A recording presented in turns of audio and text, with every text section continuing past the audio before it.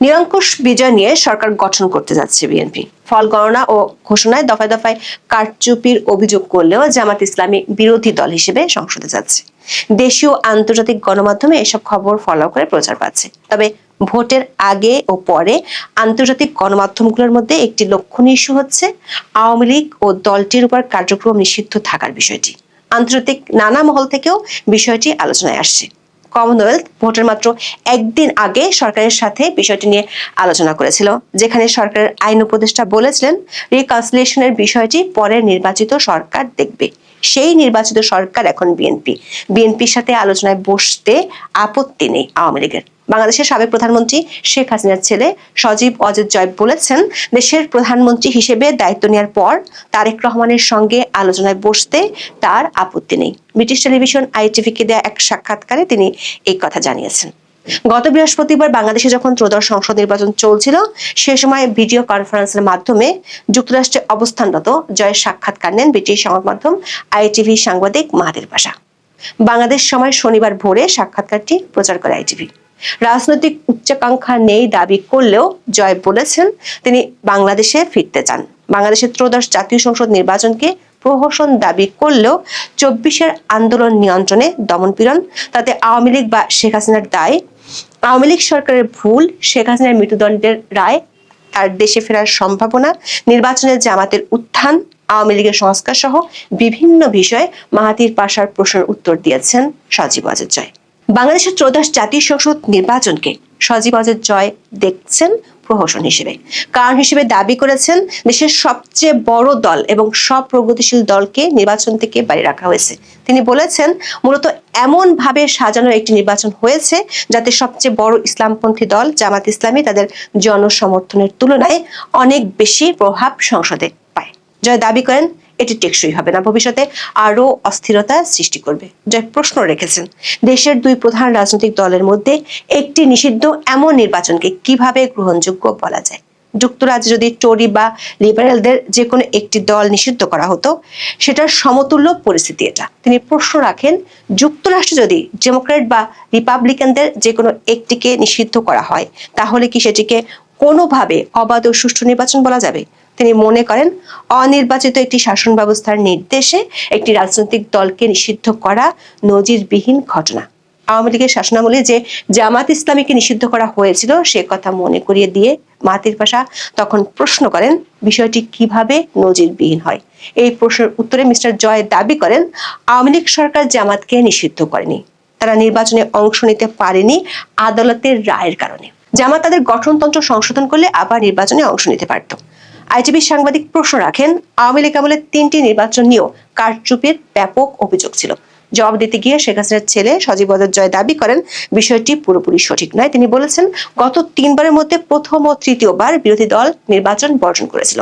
দ্বিতীয়বারের ক্ষেত্রে নির্বাচনের আগে জনমত জরিপগুলো, এমনকি আমেরিকানদের করা জরিপ সহ সব জরিপই দেখা গিয়েছিল তাদের দল বিপুল ব্যবধানে জয়ী হবে।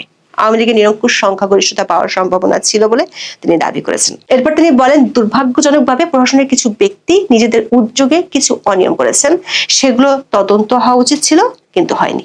2014, 18 এবং 2024 সালের নির্বাচনেও বিরোধী মতকে দমন, নৌকায় সিল মেরে ব্যালট বাক্স ভরার ব্যাপক অভিযোগ আওয়ামী লীগের বিরুদ্ধে ছিল। তাহলে সুষ্ঠু নির্বাচন নিয়ে কথা বলার মতো অবস্থান আওয়ামী লীগের আছে কিনা সেই প্রশ্ন করা হয় জয়কে। উত্তর দিতে গিয়ে 2014 সালের নির্বাচন ঘিরে বিরোধী দলের জ্বালাও পোড়ার ঘটনা মনে করিয়ে দেন জয়। তিনি দাবি করেন, আওয়ামী লীগ কাউকে নিষিদ্ধ করেনি। তার ভাষায়, এটাই গত 3 নির্বাচনের সঙ্গে এবারের ভোটের মৌলিক পার্থক্য। মাহাতির পাশা প্রশ্ন করেন, গত 15 বছরের দুর্নীতি, অপহরণ, গুম, মত প্রকাশের দমনের অভিযোগ, এসব বিবেচনায় নিয়ে তার কি মনে হয় না যে আজকের পরিস্থিতির জন্য আংশিকভাবে আওয়ামী লীগ নিজেই দায়ী? জবাবে জয় বলেন, না, কারণ একই ধরনের অভিযোগ বিএনপি ক্ষমতায় থাকাকালেও তাদের বিরুদ্ধে আনা হয়েছিল, অথচ এখন তাদের সেলিব্রেট করা হচ্ছে। 24-এর আন্দোলন নিয়ে এক প্রশ্নে ITV সাংবাদিক বলেন, আপনি কি স্বীকার করেন আন্দোলন চলাকালে এমন কিছু ব্যর্থতা ছিল যা শেষ পর্যন্ত শেখ হাসিনার পতনের কারণ হয়েছে? জবাবে জয় কিছু ব্যর্থতা থাকার কথা স্বীকার করেন। তিনি বলেন, আন্দোলনটি শান্তিপূর্ণভাবে শুরু হয়েছিল, তাদের দাবি ছিল যৌক্তিক। দুঃখজনক বিষয় হলো 2018 সালে আওয়ামী লীগ সরকারই কোটা কমিয়ে দিয়েছিল।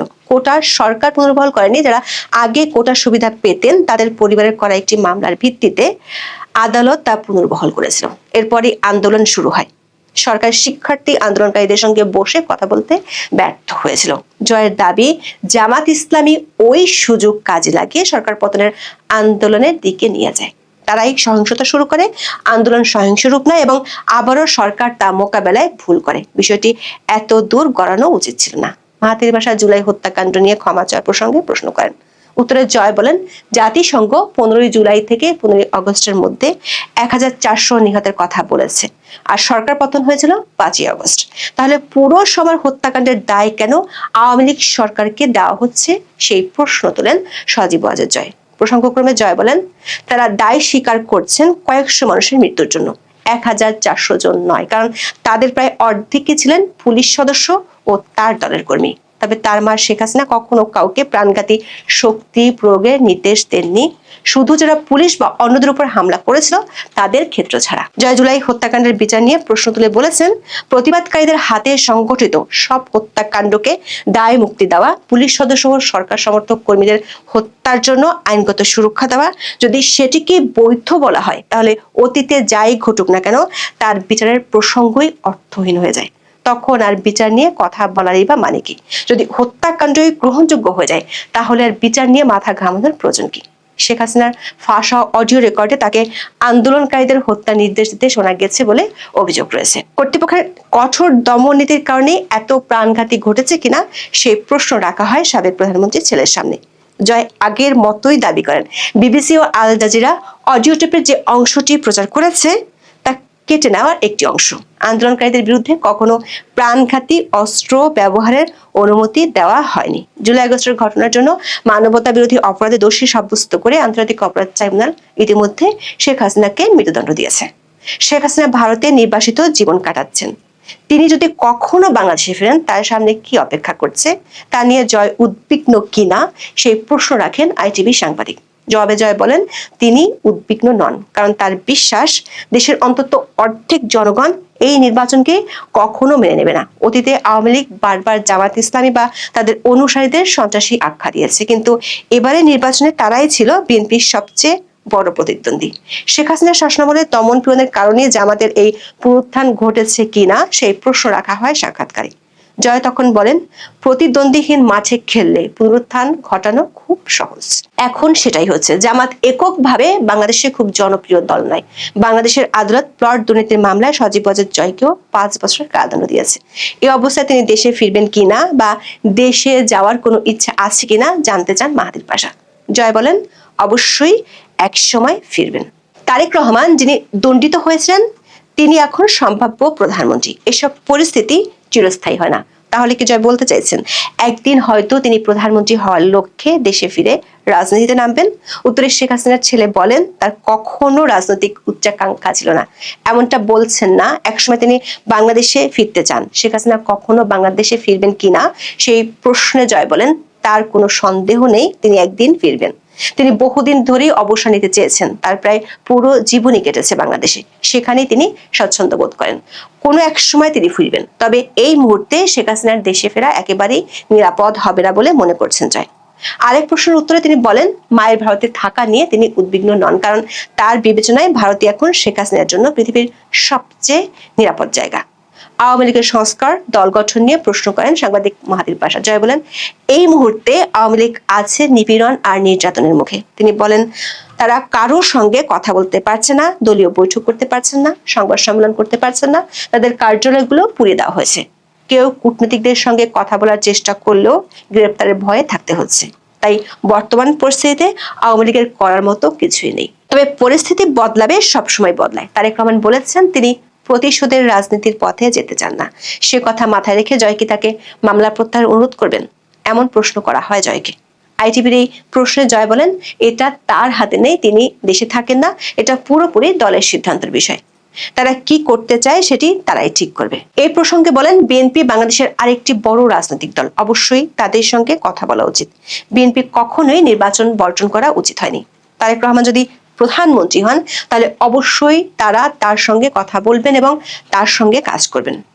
বাংলাদেশে মুজিব পরিবার ও জিয়া পরিবার বংশানুক্রমিক নেতৃত্ব নিয়ে অনেকের সমালোচনা করেন। এর অবসান হওয়া উচিত কি না সে প্রশ্ন করা হয় সজীব ওয়াজেদ জয়কে। জবাবে তিনি বলেন, এটা কি বংশানুক্রমিক রাজনীতি? তারা নিজেরা রাজনীতিতে থাকতে চান নাকি তৃণমূল পর্যায়ের মানুষ দলীয় কাউন্সিলে বারবার ভোট দিয়ে নির্বাচিত করেন? জয় দাবি করেন, তিনি যদি বাংলাদেশের প্রধানমন্ত্রী হতে চাইতেন তাহলে অনেক আগেই হতে পারতেন। তার মা 1 দশকের বেশি সময় ধরে তাকে নির্বাচনে দাঁড়াতে, সংসদ সদস্য হতে উৎসাহ দিয়ে আসছিলেন।